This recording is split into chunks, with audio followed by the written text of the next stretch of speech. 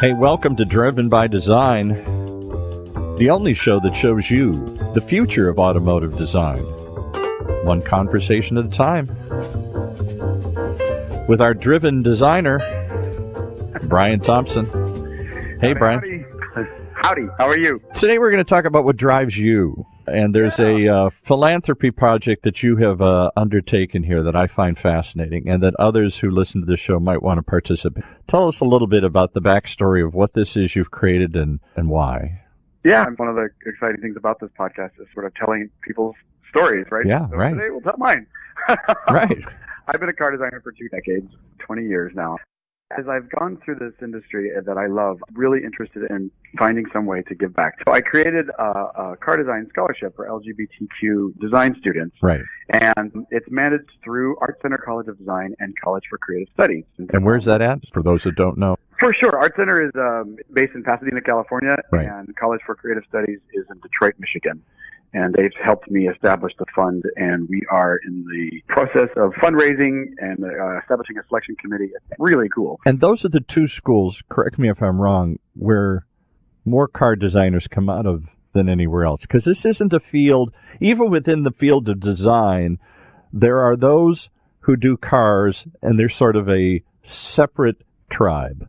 They don't fit they don't fit the confines of the traditional industrial art design program. True. I mean, LGBT or not, you guys are a unique breed of cat. We always say that, we are kind of a funny tribe within that. And then being gay on top of that is another tribe within a tribe within a tribe. But, right. Car design is such an interesting field. You do have to go to special school for it. There's actually 3 schools really recognized in America. Academy of Art in San Francisco, where my mentor, Tom Matano, teaches, College for Creative Studies, and then Art Center College of Design. And they really do, they teach obviously all sorts of fields, but they really are the preeminent car design schools that the actual car industry hires their talent from. Now, that's not where you went originally, though. You went to Arizona State, was it? I did, and that is part of the story. I went to Arizona State studying architecture, and I ended up dropping out of Arizona State. I think the seeds for this scholarship were planted at that moment. Right, exactly. So talk about that, because they made you feel like, well, I don't know what he's doing here, but it doesn't fit what we do. Exactly, yeah. So, and the reason I created the scholarship for car designers specifically is this story. So when I was studying architecture, there is a sensibility to car design that a car designer has that an architect and a product designer don't have. That's not taking anything away from their talent. It's just that cars are so much focused on surface and proportion, and they're almost like fine arts within a corporate structure, meaning with the ways cars are designed. And there is a very special skill set and talent to be a car designer. Now, what I see and what I've experienced firsthand was that a lot of students that have this special skill, if they're being taught by a product designer or an architect, they may be misled to believe that they will never make it as a designer because they don't think cerebrally enough, or they're not great at mathematics, or they're not thinking in very logical terms. But that's not what car design is about. Car design is emotion, and it's fiery, and it's passionate. And so this happened to me. I remember going to talking to a guidance counselor about why I was struggling in this field of architecture to create things that felt like cars. And they told me, hey, car design is pipe dream. Every young man comes through here. Sexy, it's fun, but let it go. Nobody does that. Yeah. Also that, you really need to buckle down and learn these skills. And what it turned out is that was absolutely wrong advice. And something kicked in my brain, and I dropped out of college. I moved to France. I had remedial French lessons, and I moved to France, met a guy in a bar.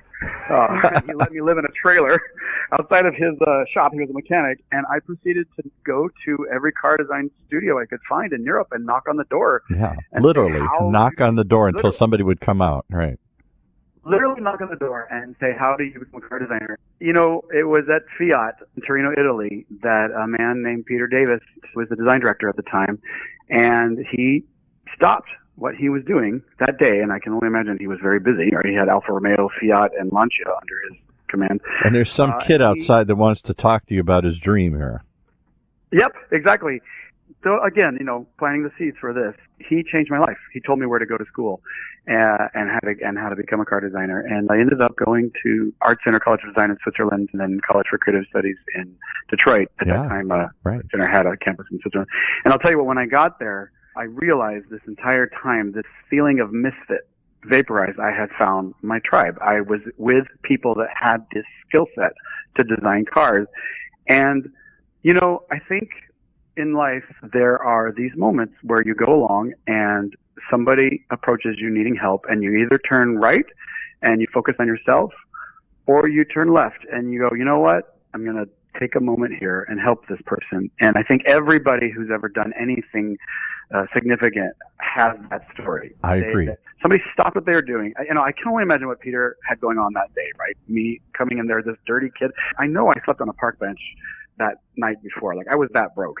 So I couldn't have smelled very good, right? And so, he just saw something, and he spent the day with me that changed my life. He took the time. He took a chance. Let me tell you a really funny story. A quick aside here. It has nothing to do with the car business, but at the radio station, we get interviewed all sorts of celebrities and whatnot. And an old 80s superstar, I'm of the age, I remember the 80s here, came through town here, Gino Vanelli. You'd have to go Google him, look him up. Lots of big hits, romantic pop melodies in the 80s here. And he told his story, which is much like yours, how he got discovered back in the 70s. He's a kid from Montreal, didn't know anybody in the business, had a dream, had a stack of songs he'd written, and he came to Hollywood. And, of course, like the Hollywood story goes, nobody would listen to him. Yeah. Knocked on every door, and he's down to his last $5, literally. And he's broke, and he's going to get back on the bus tomorrow with his tail between his legs and go back home. And I say, I guess I'm never going to live this dream. I thought it was for real. And he literally says, like the song The Mamas and the Papas, California Dream, and he went into a church and he began to pray. And the prayer hit him, go and try and break into A&M Records and see if you can meet the great Herb Alpert. The impossible dream. So he stood outside all day, 8 hours outside the studio gates, and they keep saying, you got to get out of here, kid. And if you try and run through here, we're going to arrest you. I know, I got it. And as soon as he saw Herb Alpert walk out into the parking lot, he darted in, ran up to him, and as the guards had dragged him, he said, please, Mr. Alpert, would you listen to this? And the guy stopped and said, okay, let him go, guys, and gave him 2 minutes. And 2 weeks later, he was signed to A&M Records with Karen Carpenter and Joe Cocker and the Police and all these other people. I mean, it's that kind of passion. Yeah.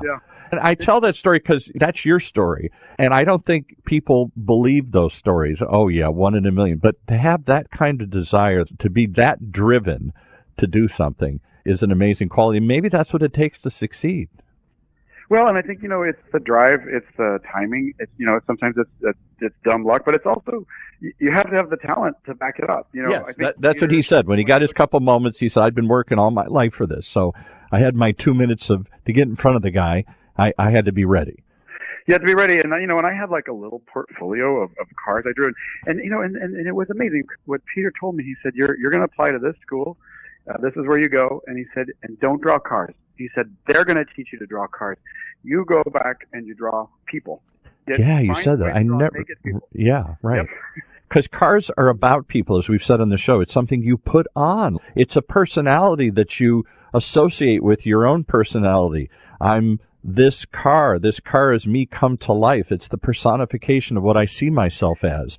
Well, I think that the purpose that when you told me the story that you're going to do this scholarship and you're doing it with these schools, not only your story of how you felt, I didn't know where I belonged. Not just because you're in a small town and you're gay, but because you're an even crazier dream that you're going to be a gay kid from a small town that's going to somehow design cars. I mean, everything's stacked against you. Everybody telling you from the beginning, this can't happen, Bryan. It doesn't happen to people like you. Right? Sure, I remember and I think a lot of people hear that story that you're dreaming too high. Get off your high horse. So for a lot of people, they're just told for a lot of reasons they can never belong to this car design tribe. And your message is? Yeah, you can. And it's even a little more than that because it's basically telling people that something is innately not right, and it's that sort of ugly duckling story where the people telling you are only telling you it because they themselves don't have it. Yeah. And so right. what you right. learn, you learn going through this is that it is a special field. And when you do get into it, it's like, oh my God, this is my tribe. This is the people I wanted to be with. And so, and you said that when finally somebody listened to you and looked at the work you'd put together, even though your previous professors had kind of dismissed it and said, you ain't got it.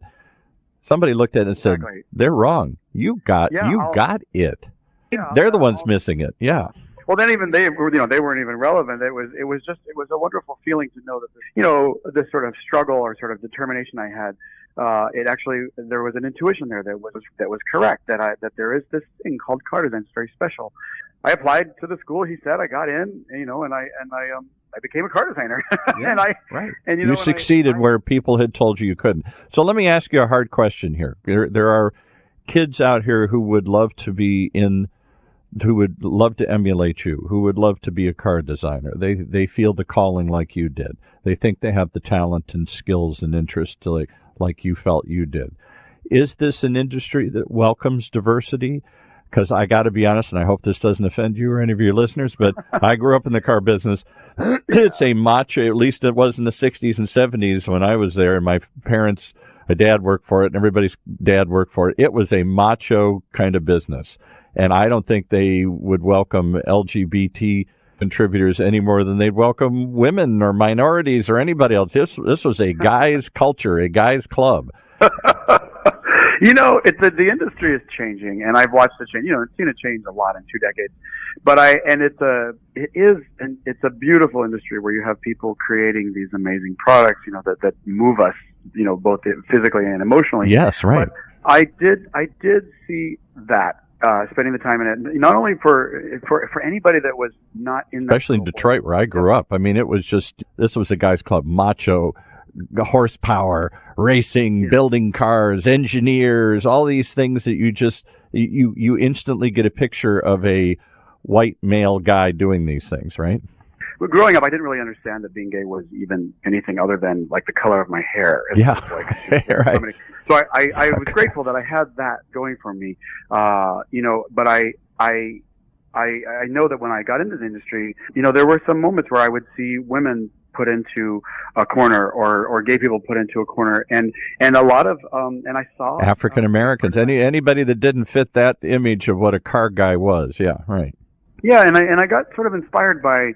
I'd have these conversations with car designers that would want to reveal their sexuality to me because I was just so openly out all the time anyway, that I didn't want to out them, but I had an empathy thinking this shouldn't be how they feel. This shouldn't be how they feel. And I remember there was a moment at a design review at a major car company that I designed for, where an executive came into the design studio, and we had the viewing court, and we were working on a futuristic model, and then for some context, we had some vintage vehicles in the studio.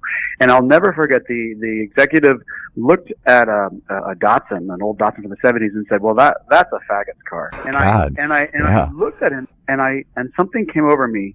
And I very quietly, I walked over and I took his coat sleeve and I said, "Will you come chat with me for a minute?" And I said to him, and I was terrified, right? Because this guy he was way above me on the ranks. And I said, you have to understand something here. People look to you to set the tone of the culture of this studio. And what you just said, well, I'm sorry, let me back up. I took his coattail and I said, first of all, I want to say that was my car and I'm gay. Yeah. And are you talking about me, sir? Yeah, right. Yeah. Well, no, but it wasn't confrontational. It was very soft-spoken. And I said to him, you have to understand that people look to you to set the tone of what the culture of this design studio is going to be. And in that comment, you just made it okay for homophobia to exist. And it creates a very dangerous precedent. With all due respect, I think that it would do wonders if you apologize to this group and take that comment back. And there was a moment where we looked at each other and I'll bet. was beating out of my chest. And to his credit, it was a moment of non-thinking. And he went back and he said, "I never should have said that. That was not something I should have." He apologized to the group. Wow. And we went on and it was forgotten. And I just, in that moment, I thought, you can be empowered. You don't have to be violent. You don't have to be disrespectful. Good for but you. You can voice your voice in a moment like that. And maybe in the way that, who knows why he said yes. Maybe he had a moment of thoughtlessness, or maybe it was that I didn't, sort of embarrass him in that moment. And, right. I'll tell you what, it really inspired me that sort of was the seed of this fund that have created is sort of coming to full. It tells young Bryans of the world that there can be a place for you at this table, even though others tell you, or even though you might tell yourself, I can't be here. And whatever you think that limiting belief is, you seem to have a whole bunch of them. You came from a small town. I wouldn't think a little small town kid would ever think he could get and design for a big car company. Come on, just don't happen, Bryan. Come on. We don't do that around here. And I was also very lucky to have, I had a grandma who would lay me on the bathroom floor while she'd do her hair, and she would imagine the world that I was going to design cars in. And so I'm always very grateful that I had that. That was like, meditation before Eckhart Tolle and Oprah were selling it on the internet. It was like, manifesting my future. So you're from a small town, you're gay, and then you're also trying to get into this just by knocking on doors and not coming. Your professors are saying, give up, kid, you ain't got it. This is like everybody, the universe is lining up trying to tell you, and you're like, no, why is everybody saying this? I've got it. I want it. I can do it. And now you're telling others, if you've got that determination and drive, then do it. I think there's something in you that if you're born to sing, you're going to sing. If you're born to act, you're going to act. If you're born to create public policy, that's what you're going to do. And I was born to create car design. I just was. Right. I knew it before I knew what the job was. And I know that there are kids out there in this country and around the world that have that same energy and that sort of bubbling up sensation, and they have the talent to back it, and they just need to be reached. And so, look that's what we're doing. And look at the car business today too. I even more so than the 60s and 70s when my dad, these big rough tough guys that were engineer types that were car guys that loved to work on cars and loved to drive fast and all that image that came with the romance of working in the car business here. But who did they sell the cars to? They sold them to little old ladies. They sold them to gay car designers. They sold them to single women. They sold them to every ethnicity on the planet here, more so than ever. This is a global product. You're selling a suit for everybody. And if you only make a suit in one color, like Henry Ford did, you can get it in any color you want as long as it's black, you're limiting your potential sales. The whole world wants a car. The whole world wants to be moved. The world wants to be moved. That's a really nice way to put it. And the industry is changing. That's what we talk about a lot in this podcast, is how much the industry is changing to, niche level creativity, where you're going to see more creativity, not less of it. Yes, right. As these sort of production processes come along that allow for that. But yeah, we could dive into It's not one size that fits all anymore here. It's trying to adapt, offer something for everybody. And we've come to realize in the world, much to our credit, that the world is much bigger than the world of white Anglo-Saxon males that dominated the car business for 100 million years. Yeah. Yeah, and it's so cool to see these younger kids that come into the industry, and they just see the world so differently than I'm 45. These kids come in and they see the world so differently than even I did. Just the way they imagine and create is so different than the way that I did when I was a young man. But that spark of talent is there. It's always that talent. Can I tell you one? Now you're going to get me to reveal here something. So my father was an executive with Chrysler Corporation, and his whole life, his secret, his ugly secret, wasn't that he was gay, wasn't that he was African American or whatever. He was a poor Polak from the wrong side of the tracks, and had started off on the assembly line when he was 18. Then he went off and fought World War II. And came back and said, I'm not going back in the factory, even though all his relatives are there. And in Detroit, the Poles were the dumb Polacks that worked in the factories. So all his relatives did. Because his father didn't have a Polish name, he was half Polish, he hid the fact he was Polish. And for my whole life, we were forbidden to tell anybody that we were half Polish. And in fact, one time he took a bunch of car executives down into the shop floor to walk them through the factory. And there was his uncle working on the line, slapping tires on, and he was too embarrassed to go up and talk to him. He shunned him and couldn't admit that he knew this guy on the shop floor. So this takes many forms, my friends here. This feeling that you have to conform and be like them. Be who you are, and you will find your passion and purpose in life. Don't be like my dad and be a closeted Polak his whole life here. Over time, he learned. I mean, I'm sure he told that story as a learning. Yeah. So that's right. I mean, and I think that's a big part of He was ashamed of who he was, and he thought that somehow if he revealed who he was, he would be kicked out of this club that somehow had let him participate. The fear. Yeah. Right. Being kicked out of the club, but the world is changing. I think there's when you embrace all the different types of people, you get all the different types of creativity, right? So exactly. But that's the beauty of what we're doing here. Well, and so these are worldwide car companies now. So why wouldn't they have every color, every voice, every part of the rainbow there? Because they're designing suits for everybody here. Well, I think it's phenomenal what you're doing. Now, this, if people want to learn more about this, is just being put together. Now you have a fundraiser coming up this week for those listening this week in Palm Springs. Tell us about that. So we've raised about $10,000 this year. When in the last year, the momentum has kind of been pretty cool to see people respond to this. We are having a really fun fundraiser at the Liberace Estate this Friday. Liberace Estate, okay. That's worth going in and of itself. I bet that's wildly over the top here. Yeah. Oh yeah, it's going to be so much fun, and we have a chef coming in from San Francisco. Where I've donated one of my own vehicles. They can win a real car here, right? Yeah, and we'll have an auctioneer there and dinner, dancing, very 70s themes. It's October 18th, this Friday, from 7 to 11 p.m. at the Liberace Estate, and people can get tickets on Eventbrite by searching Palm Springs events, or they just simply can go to my Instagram account. It's all about it right now, which is my name, right? Bryan S. Thompson. That's BRYANS, like Scott Thompson, THOMPSON. That profile, in the profile, is an active link to get your tickets. And I'll tell you what, it's going to be a fun event. We're going to raise some good money, and the money, like I said, goes straight to the school. It already has a placeholder. And they're going to provide the panel. They're going to judge who gets the fund, and this will help support kids that otherwise might not be able to afford these schools or might not think they could get in. Exactly. That's what it's all about. Yep. Well, Bryan Thompson did it. You can too here. My dad, the little Polak working from the factory, made it into the upper ranks and tried to hide who he was his whole life here. Don't hide it. Be who you are. There is a room. There is a seat at the table. I think the car business is changing dramatically, and it's not just the male. First, right? Yeah, right. Talent is first. Talent is first. Really, talent. My dad was very talented at what he did at sales, and they knew it. He was very successful at it. So, rely on your talent. And there is a tribe out there waiting for you to join. Right? It might be a weird tribe. It might be a little strange. It might be a tribe that everybody else doesn't understand. I think car people march to their own tune. I really do. I think not just, the designers of the world, the whole car business. I grew up in the belly of the beast. I grew up in Detroit. Everybody's father, mother, brother worked somewhere. They either worked in the factories or they worked for the suppliers or they worked for the car companies. It was more than any other industry, maybe other than the Hollywood. It's that kind of feeling. Everybody felt they were doing something big and cool. And everybody was excited to be part, maybe the space program or something. There are a few things like this that come to mind like that. The car business is one of them. Yeah, and like I said, before, it's changing as well. The Silicon Valley startups are just really giving the OEMs a run for their money. But that, again, is a part of another podcast. I hope people will come out. You can also donate directly to the fund, and that information is also on my Instagram account. Okay, so on Instagram. So give it one more time. Just go to Instagram, and they can actually see your design, because you have a pretty big Instagram. That's a place where your tribe hangs out here.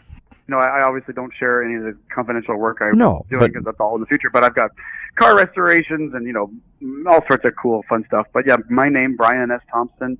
And then also my website, Bryan Thompson Design. There's links to the work and to the fundraiser. Every time you give me your email, I always think I'm from that era where Hunter S. Thompson, the gonzo journalist, wrote, and I always thought it was, because he always had to say it wasn't Hunter Thompson, it was Hunter S. Thompson. So it's Bryan S. Thompson. And like him, you're living it. You're out there, you're not just writing about it, you're living it. You're right in we're experiencing it along with you here.